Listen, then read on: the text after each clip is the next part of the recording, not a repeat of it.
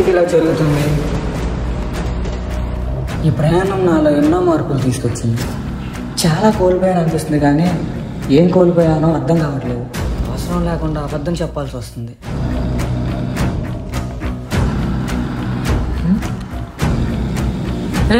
ఇంటెక్కడో రా. ఏ కార్తీక్, కొండపల్లి వెళ్తున్నారా? కంటి నిండా నిద్రపోయి ఎన్ని రోజులు అవుతుందో తెలియదు. కార్తీక్గా చెప్తూనే ఉన్నాడు, కానీ నేనే వినలేదు. వద్దురా, నాకు ఇంకా తేడా పడుతుందిరా.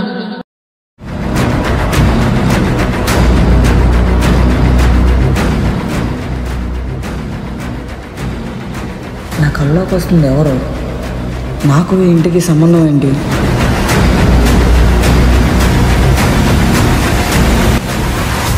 ఇదే నా కథలో మొదటి భాగం. తెగించి వచ్చాం కాబట్టి ఇంకా తేల్చుకోవాల్సిందే.